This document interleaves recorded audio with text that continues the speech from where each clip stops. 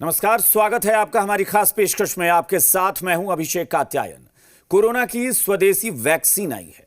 सबसे बड़ी और अच्छी खबर यह है कि इस वैक्सीन को लेकर अब वो दिन दूर नहीं जब कोरोना संक्रमण को भारत जड़ से मिटा देगा। सब कुछ ठीक रहा तो दिसंबर के आखिरी हफ्ते या जनवरी के पहले हफ्ते में स्वदेशी वैक्सीन आम लोगों को मिलनी शुरू हो जाएगी।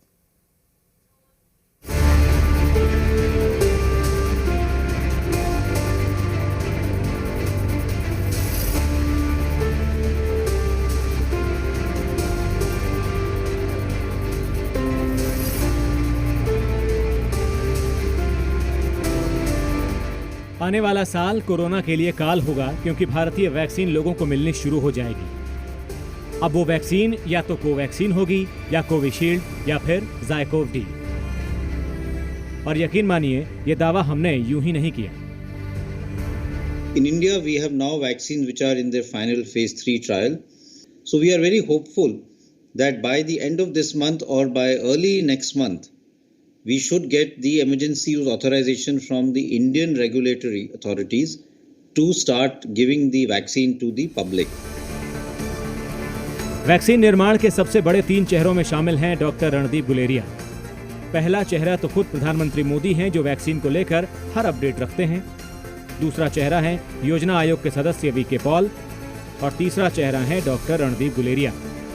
यानी खबर पक्की है कि दिसंबर के आखिरी हफ्ते में या जनवरी के पहले हफ्ते में भारतीयों को स्वदेशी वैक्सीन मिल जाएगी।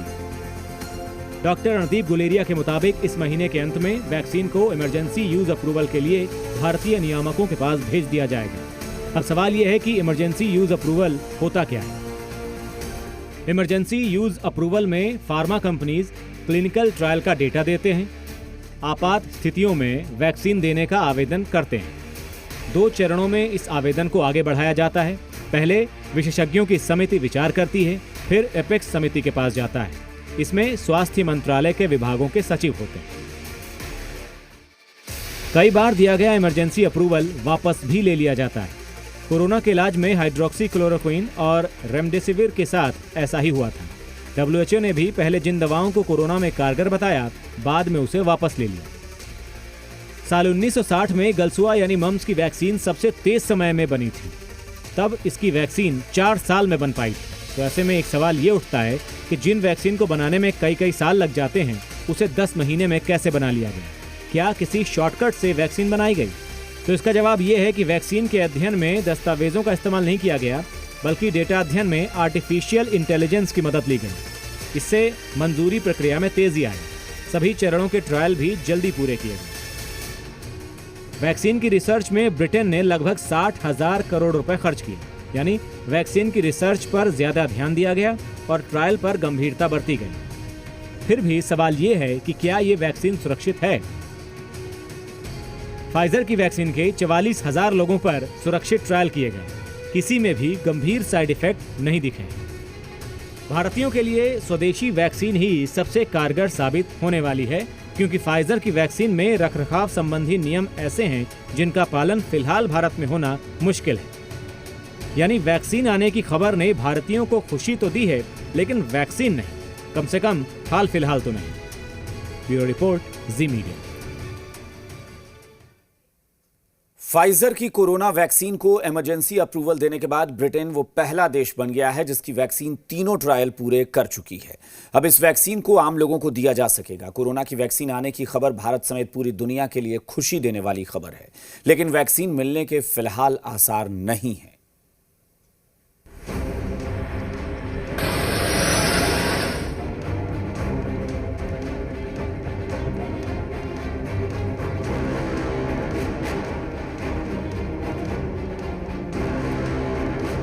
ब्रिटेन की यही फार्मा कंपनी फाइजर है जो दुनिया की पहली कंपनी बन गई है जिसने कोरोना वैक्सीन का इमरजेंसी यूज अप्रूवल हासिल कर लिया है। फाइजर और बायोनटेक की वैक्सीन के लिए ब्रिटेन अप्रूवल के साथ ही 4 करोड़ वैक्सीन का ऑर्डर भी दे चुका है, जिसमें से 8 लाख वैक्सीन अगले कुछ दिनों में वहां के लोगों को उपलब्ध हो जाएंगी। Mr. Speaker, we've spent months preparing for this day so that as soon as we got the green light, we would be ready to go. We were the first country in the world to pre-order supplies of this successful vaccine, and we have 40 million doses pre-ordered for delivery over the coming months, enough for 20 million people because 2 jabs are required for each. I can confirm that the UK is the first country in the world to have a clinically approved coronavirus vaccine for supply. And now our task is to make use of the fruits of this scientific endeavour to save lives. Pfizer को Britain ने emergency use के लिए अनुमति दे दी है। इसका मतलब है कि कुछ खास लोगों को खास परिस्थितियों में ये वैक्सीन अब लगाई जा सकती है। दरअसल वैक्सीन को हर देश में रेगुलेटरी प्रक्रियाओं से गुजरना होता है।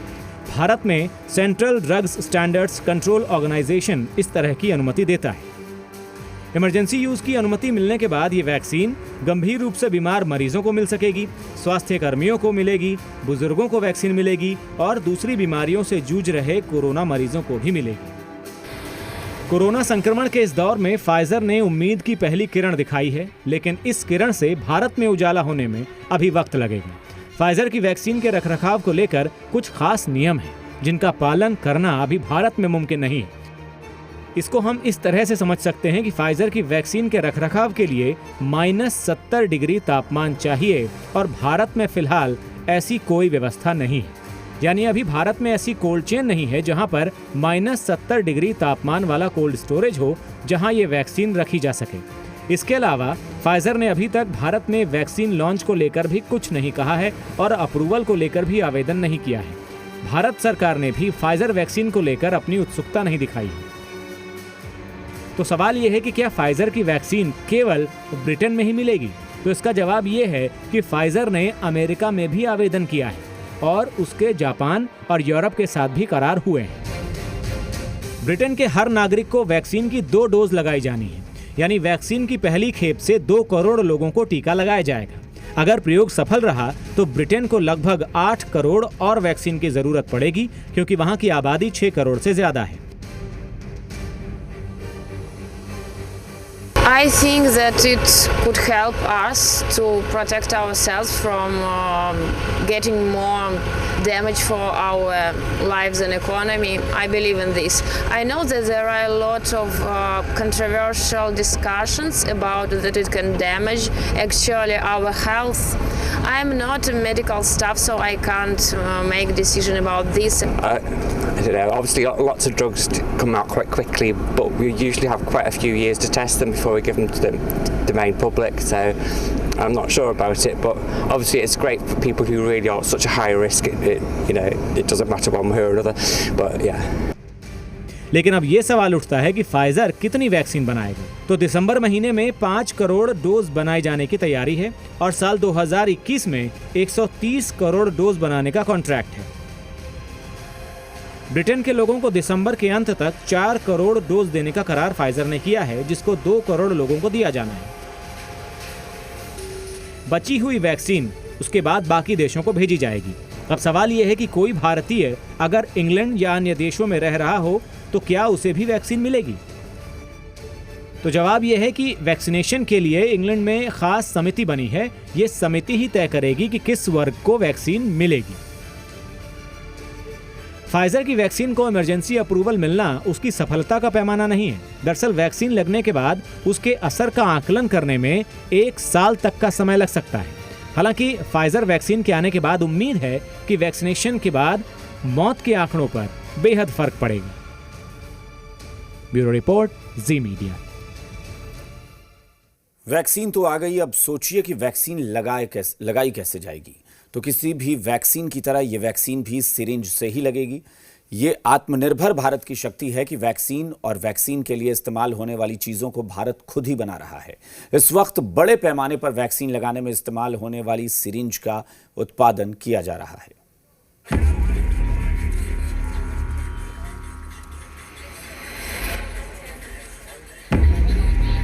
कोरोना वायरस के खिलाफ भारत ने अभी तक मजबूती से लड़ाई लड़ी है।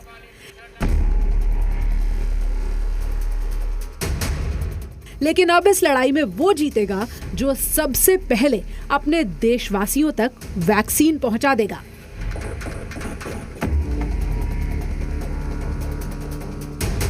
भारत इस दिशा में भी पीछे नहीं है। ये तस्वीरें इस बात का भरोसा दिला रही हैं। ये भारत की सबसे बड़ी सिरिंज बनाने वाली कंपनी हिंदुस्तान सिरिंज का प्लांट है।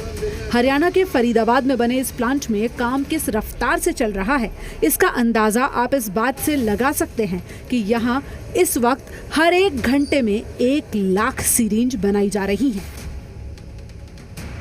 ये एक सिरिंज है और इसमें जब कोरोना वायरस से लड़ने वाली वैक्सीन भर दी जाएगी तो ये इंजेक्शन कहलाएगा, वही इंजेक्शन जिसकी आप सबको दरकार है। ये हिंदुस्तान सिरिंजेस का असेंबली पॉइंट है, यानी कि जहां फाइनली सिरिंज तैयार हो रही है।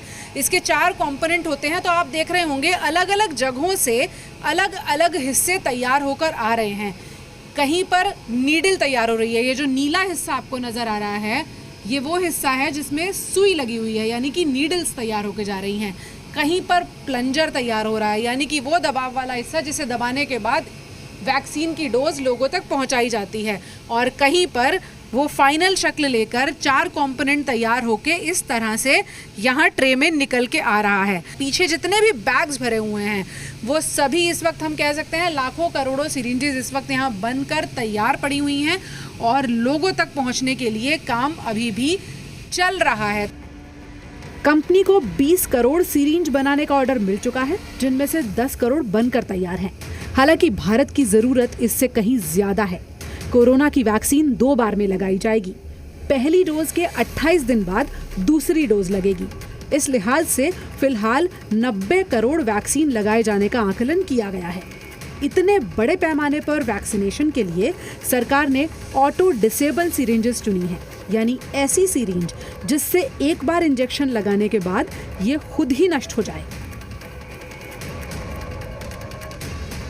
भारत में और कई देशों में प्रॉब्लम है सिरिंजें रीयूज़ होने की। अब जैसे ये हमारी कोजैक ऑटो डिसेबल सिरिंज है, ये हमारी नॉर्मल डिस्पोवैन से अलग है।